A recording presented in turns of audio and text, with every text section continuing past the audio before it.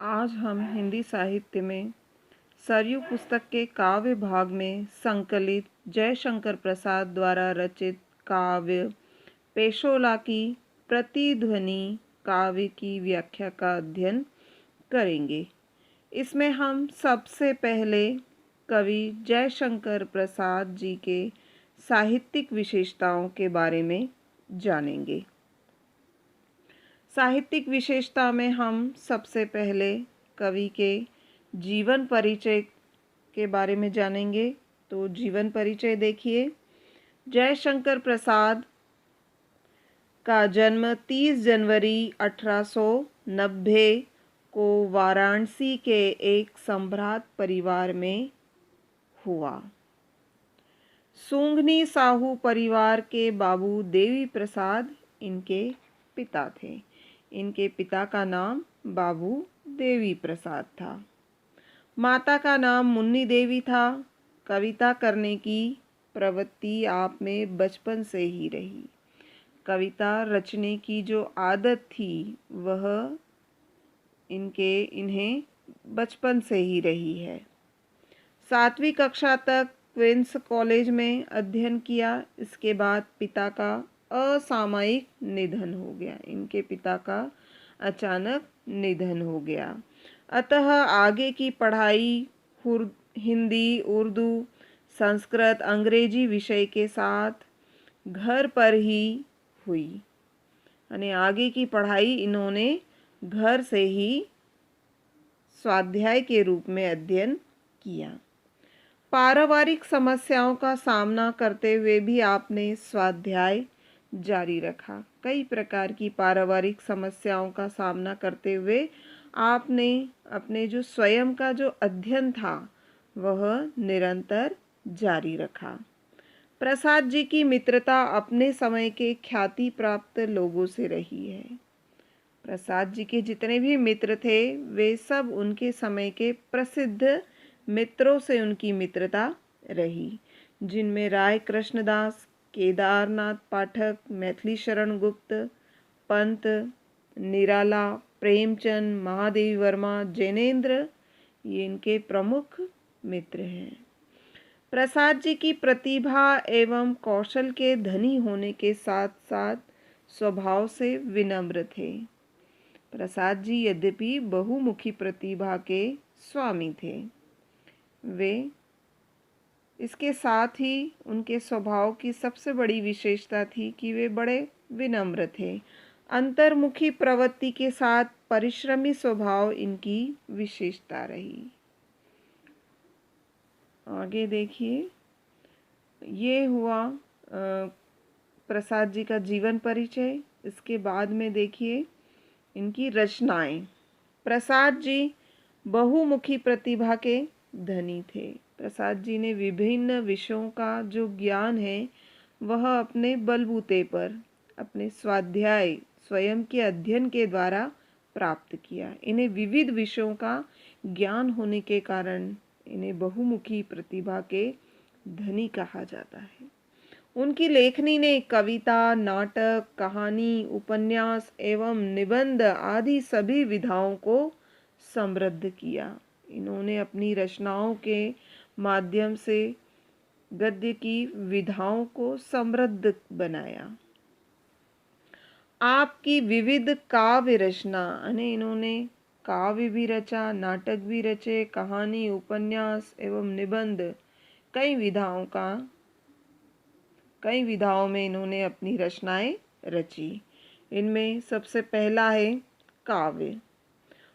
तो इनके मुक्तक काव्य संग्रह है चित्राधार, जो इन्होंने ब्रज भाषा में लिखा। कानन कुसुम, खड़ी बोली हिंदी का इनका सबसे पहला ग्रंथ है। झरना कविताएं, बाद में लहर कविताएं, प्रबंध काव्य, प्रेम राज्य, वन मिलन, अयोध्या का उद्धार, शोकोच्छ्वास, प्रेम पथिक, महाराणा का महत्व, आंसू, कामायनी। कामायनी महाकाव्य पर इन्हें मंगला प्रसाद पारितोषिक भी प्राप्त हुआ। कामायनी इनका सर्वश्रेष्ठ ग्रंथ है। इसके अतिरिक्त इन्होंने नाटक भी रचे। नाटक में सज्जन, कल्याणी, करुणालय, विशाख, अजातशत्रु, जनमेजय का नाग यज्ञ, कामना, स्कंदगुप्त, एक गुट, चंद्रगुप्त, ध्रुव स्वामिनी, ये हुए इनके नाटक। इसके अलावा इन्होंने कई कहानियाँ भी रची है। छाया, प्रतिध्वनि, आकाशदीप, आंधी, इंद्रजाल। इन्होंने केवल 3 उपन्यास रचे हैं, जिनमें से इनका एक उपन्यास अधूरा है। 3 में से कंकाल, तितली और इरावती। इरावती उपन्यास इनका अधूरा है। इन्होंने निबंध भी रचे हैं। निबंध में प्रकृति सौंदर्य, भक्ति, हिंदी साहित्य सम्मेलन, सरोज, हिंदी कविता का विकास, ऐतिहासिक निबंध, इतिहास से संबंधित निबंध भी इन्होंने रचे हैं। सम्राट चंद्रगुप्त मौर्य, मौर्यों का राज्य परिवर्तन, आर्यावर्त का प्रथम सम्राट, दशराज युद्ध, समीक्षात्मक निबंध भी इन्होंने लिखे हैं, है ना। तो चंपू, कवि और कविता, कविता का रसास्वाद, काव्य और कला, रहस्यवाद, रस, नाटकों में रस का प्रयोग और नाटकों का प्रारंभ और रंगमंच, ये इनकी विविध विधाओं पर रचित रचनाएं हैं।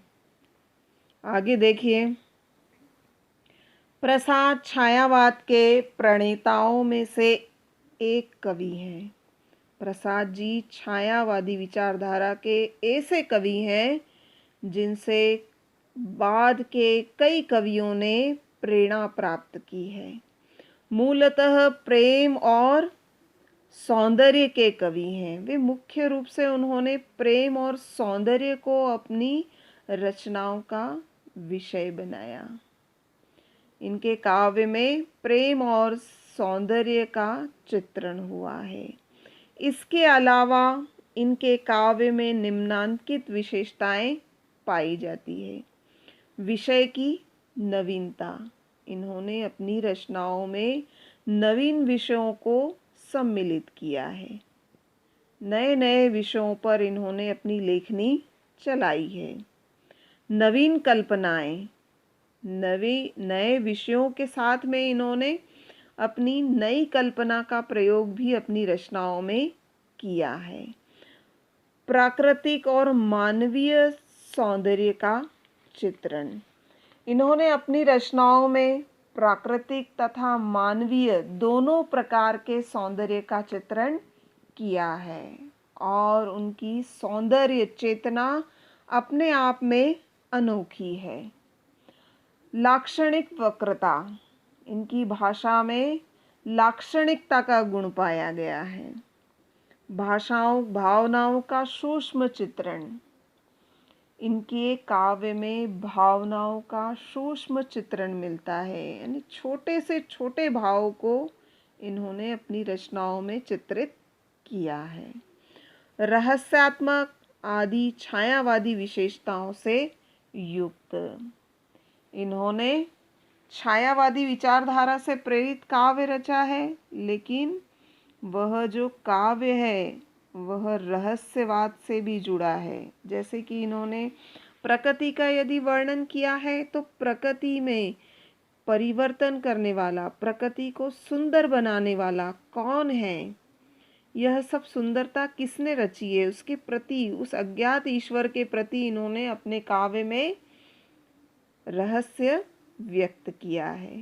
तो इनका काव्य है वह रहस्यवादी विचारधारा से प्रेरित भी रहा है। सौंदर्य चेतना के साथ भारतीय इतिहास, दर्शन और संस्कृति के प्रति अनुराग, यानी इनके काव्य में भारतीय इतिहास, संस्कृति और दर्शन के प्रति प्रसाद जी का विशेष प्रेम रहा है। राष्ट्रीय चेतना, इसके अलावा इनके काव्य में या इनकी रचनाओं में राष्ट्रीय चेतना के पुनर्जागरण का सफल इन्होंने प्रयास किया है। पुनर्जागरण का संदेश इन्होंने अपनी रचनाओं के माध्यम से व्यक्त किया है।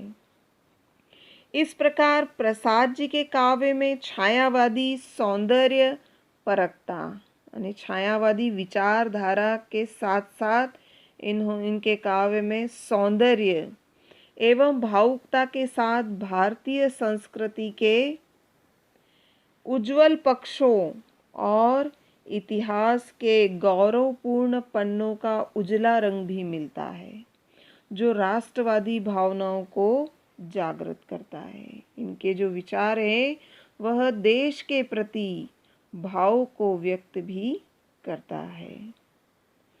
अब इस अध्याय में दी गई कविता पेशोला की प्रतिध्वनि राष्ट्र प्रेम से ओतप्रोत है। यहाँ पर जो काव्यांश संकलित है पेशोला की प्रतिध्वनि, यह जयशंकर प्रसाद की एक प्रबंधात्मक रचना है और इसमें देश प्रेम की भावना व्यक्त हुई है। इस कविता में कवि उदयपुर की पिछोला झील के किनारे बने हुए महाराणाओं के महलों और उनके झील में बने प्रतिबिंबों के माध्यम से भारतीय लोगों को पुकार कर बार बार कह रहा है। उदयपुर में स्थित पेशोला झील में महाराणाओं के महलों की परछाई पड़ रही है। यह मेवाड़ के गौरवपूर्ण अतीत का स्मरण दिला रही है। मेवाड़ का यह गौरवपूर्ण अतीत भारत के गौरव अतीत का सूचक है। तो कवि आह्वान करता है कि भारतीय जनों को अपनी अज्ञानता की निद्रा का त्याग करना चाहिए और देश के प्राचीन गौरव को पुनः स्थापित करके स्वदेश का, अपने देश का उद्धार करना चाहिए। हमें पुनः जागना है और देश के पुनरुद्धार का भार उठाना है। अतः कवि पूछता है कि वह कौन होगा। विचार हमें करना है कि वह मैं ही हूँ। कवि यहाँ पर इस कविता के माध्यम से भारत के गौरवपूर्ण अतीत का चित्रण करता है और उसको पुनः देश में लाना भारतीयों का पावन कर्तव्य है। तो कवि ने इन महलों की परछाई के माध्यम से देशवासियों को पुनः जागरण का संदेश दिया है और देश की गरिमा को पुनः स्थापित करना जरूरी बताया है। यह कार्य किसी को तो करना ही होगा, किसी न किसी को तो आगे बढ़कर कहना ही होगा। हाँ, वह व्यक्ति मैं ही हूँ और मैं इस कार्य को अवश्य करूँगा। यह बताना ही पेशोला की प्रतिध्वनि कविता का उद्देश्य है। तो ठीक है, आज के लिए पर्याप्त है। बहुत बहुत धन्यवाद।